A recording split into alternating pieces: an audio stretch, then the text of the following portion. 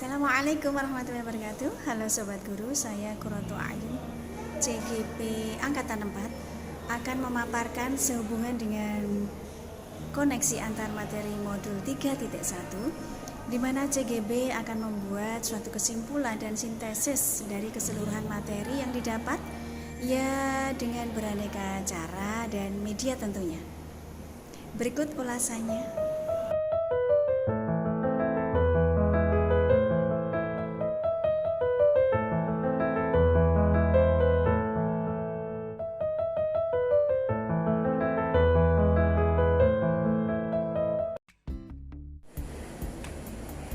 Bagaimanakah pandangan Ki Hajar Dewantoro dengan filosofi Pratap Triloka yang memiliki pengaruh terhadap bagaimana sebuah pengambilan keputusan sebagai seorang pemimpin pembelajaran diambil?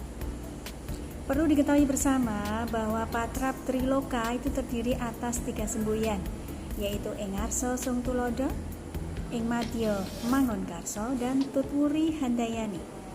Semboyan tersebut artinya adalah di depan memberi teladan, di tengah membangun motivasi, dan di belakang memberikan dukungan. Filosofi Pratap Triloka, khususnya Ing Arso Sung Tulodo, akan memberikan pengaruh yang besar dalam mengambil keputusan sebagai pemimpin pembelajaran. Dan Ki Hajar Dewantoro itu berpandangan bahwa sebagai seorang guru itu harus memberikan teladan ataupun contoh praktek baik kepada murid. Dalam setiap pengambilan keputusan, seorang guru harus memberikan karsa atau usaha keras sebagai wujud filosofi Pratap Triloka, Ing Madya Mangunkarso. Dan pada akhirnya guru membantu murid untuk dapat menyelesaikan ataupun mengambil keputusan terhadap permasalahannya secara mandiri.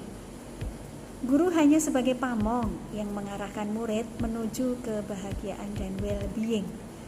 Hal ini sesuai dengan filosofi Pratap Triloka, Tutwuri Handayani.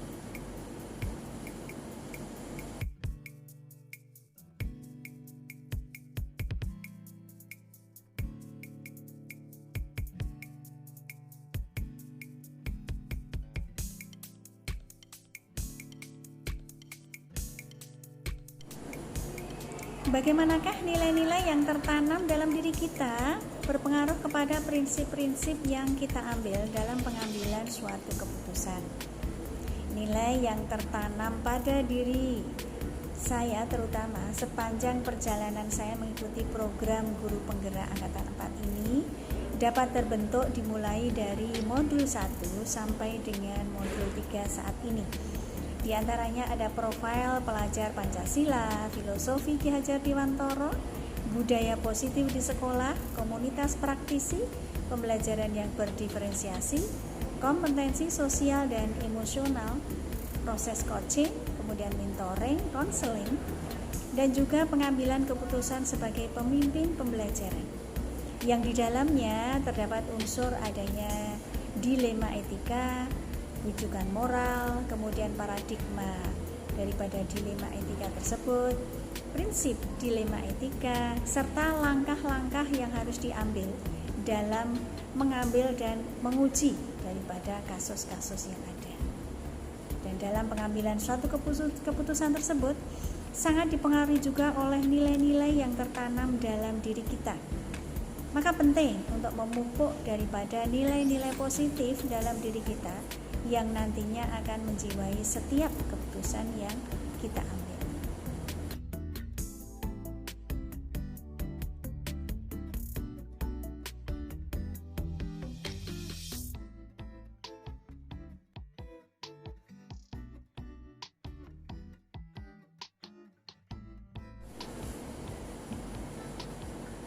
Kemudian bagaimana kegiatan terbimbing yang telah dilakukan pada materi pengambilan keputusan itu berkaitan dengan kegiatan coaching, dengan pendamping dan fasilitator dalam proses perjalanan saya, terutama dalam pengujian pengambilan keputusan yang telah saya ambil. Kemudian apakah pengambilan keputusan tersebut telah efektif? Kemudian masih adakah pertanyaan-pertanyaan dalam diri kita atas pengambilan keputusan tersebut? Dan hal ini tentunya sesuai dengan sesi coaching yang telah dibahas pada modul 2 sebelumnya. Nah, menurut saya CGP Angkatan 4, perjalanan CGP bersama dengan fasilitator, kemudian bersama dengan pengajar praktek itu telah berjalan dengan sangat baik. Dan fasilitator serta pendamping praktek kami itu dapat mendampingi kami sebagai coach, yang mana saya dapat belajar memecahkan masalah saya sendiri, yang terkadang tentunya masih dengan cara scaffolding dalam mendampingi saya, sehingga pada akhirnya saya dapat mandiri mencoba aksi nyata di sekolah. Kemudian coach juga telah menuntun, memfasilitasi, dan telah memaksimalkan potensi saya dengan adanya beberapa aksi nyata yang telah saya lakukan di sekolah. Di antaranya menerapkan adanya budaya positif di sekolah, mengimplementasikan pembelajaran berdiferensiasi, kemudian menerapkan pembelajaran sosial dan emosional, juga sosialisasi pada program guru penggerak telah kami lakukan baik di sekolah maupun di komunitas MGMP di wilayah Kota Surakarta. Dan selama pendampingan tersebut, fasilitator maupun pengajar praktek kami telah menjadi coach yang baik buat kami. Terbukti adanya hubungan kemitraan yang baik saat kolaborasi antara coach dan coachee. Karena kita tahu bahwa coaching adalah keterampilan yang sangat penting dalam menggali suatu masalah yang sebenarnya terjadi, baik masalah dalam diri kita maupun masalah yang dimiliki oleh orang lain.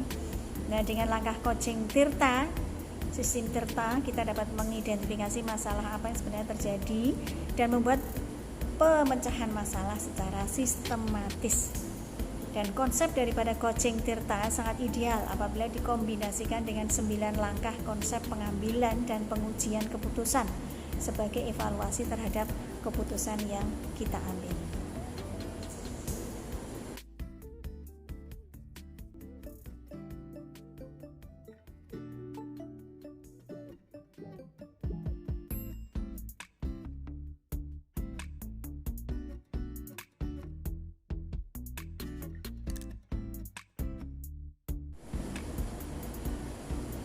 Bagaimana pembahasan studi kasus yang fokus pada masalah moral atau etika kembali kepada nilai-nilai yang dianut oleh seorang pendidik.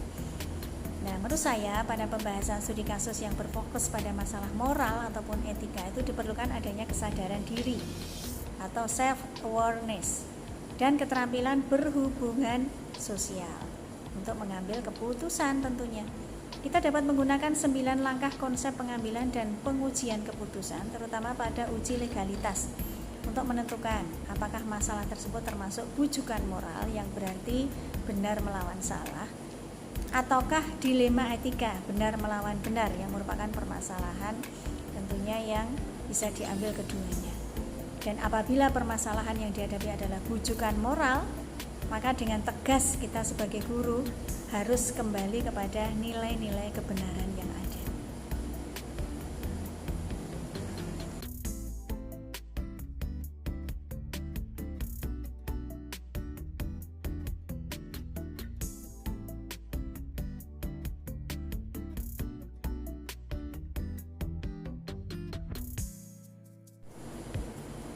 Bagaimana pengambilan keputusan yang tepat tentunya berdampak pada terciptanya lingkungan yang positif, kondusif, aman, dan nyaman. Nah, pengambilan keputusan yang tepat tentu akan berdampak pada terciptanya lingkungan yang positif, kondusif, nyaman, serta well-being, itu jelas ya. Nah, kondisi tersebut adalah kondisi yang kita inginkan tentunya. Nah, maka untuk melakukan perubahan tersebut diperlukan adanya suatu pendekatan yang sistematis. Dalam hal ini kita menggunakan pendekatan inquiry apresiatif bagja untuk melakukan perubahan ke arah yang lebih baik.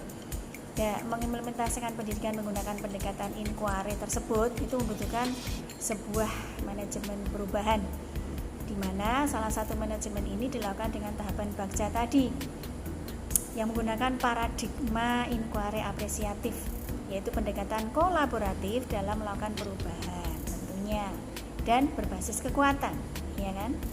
Nah, inquiry apresiatif tersebut menggunakan prinsip psikologi positif dan prinsip pendidikan positif.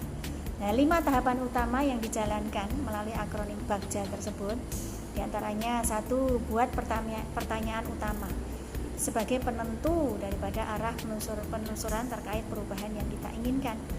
Dan yang kedua, ambil pelajaran.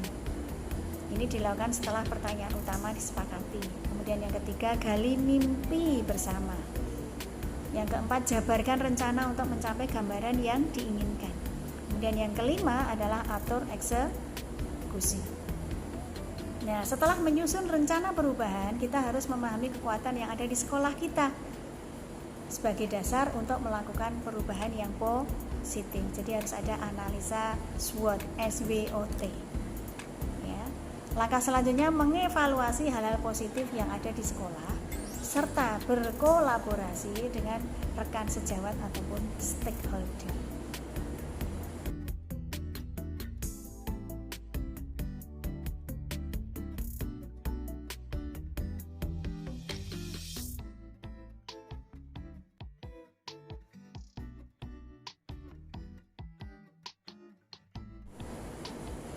Selanjutnya, apakah kesulitan-kesulitan di lingkungan kita yang sulit dilaksanakan untuk menjalankan pengambilan keputusan terhadap kasus-kasus dilema etika tersebut? Nah, apakah ini kembali ke masalah perubahan paradigma di sekolah kita? Nah, dalam kasus dilema etika ini, pada dasarnya apapun keputusan yang kita ambil dapat dibenarkan secara moral tentunya. Akan tetapi, perlu memperhatikan paradigma dilema etika tersebut ataupun prinsip-prinsip dalam pengambilan suatu keputusan. Jadi secara umum ada pola, model, ataupun paradigma yang terjadi pada situasi dilema etika yang dikategorikan sebagai individu lawan masyarakat, rasa keadilan lawan rasa kasihan, kebenaran lawan kesetiaan, dan jangka pendek lawan jangka panjang. Nah, kita harus juga berpikir hasil akhir dari keputusan kita yang sesuai dengan prinsip berpikir, yaitu berbasis hasil akhir, ataupun kita juga harus melihat peraturan yang mendasari keputusan yang kita ambil, yaitu berpikir berbasis peraturan, serta kita juga harus menciptakan lingkungan yang positif, kondusif, aman, dan nyaman sesuai dengan prinsip berpikir berbasis rasa peduli.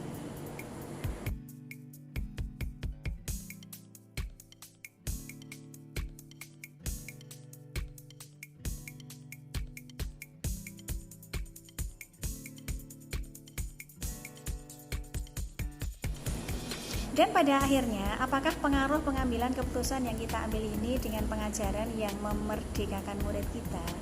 Menurut saya, merdeka belajar merupakan tujuan akhir dari suatu pembelajaran yang kita lakukan. Merdeka belajar berarti murid bebas untuk mencapai kodrat alamnya, mengembangkan potensi dan kemampuannya tanpa ada tekanan dari pihak manapun. Dan murid juga dapat mencapai kebahagiaannya sesuai dengan potensi yang dia miliki. Karena merdeka belajar adalah suatu pendekatan yang dilakukan supaya siswa dan mahasiswa, seandainya ini dalam suatu universitas, bisa memilih pelajaran yang diminati. Hal ini akan dilakukan supaya murid kita itu mengoptimalkan bakatnya dan bisa memberikan sumbangan yang paling baik dalam berkarya bagi bangsa. Maka keputusan yang kita ambil tidak boleh merampas kebahagiaan daripada murid kita dan juga merampas potensi yang dimiliki murid.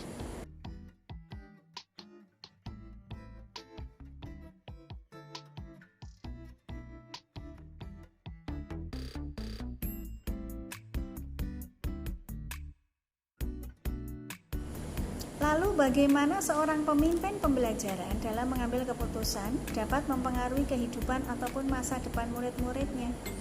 Oh, tentu, guru adalah pemimpin pembelajaran sebagai pamong yang diibaratkan sebagai petani yang menyemai benih, ya, sesuai dengan Ki Hajar Dewantara. Karena benih tersebut dapat tumbuh subur apabila dirawat, dijaga dengan baik.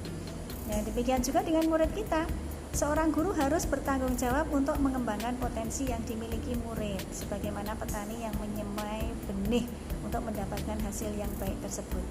Sehingga setiap keputusan guru itu akan berpengaruh kepada masa depan muridnya. Untuk itu, seorang guru harus dapat menjadi pemimpin pembelajaran dalam pengambilan setiap keputusan.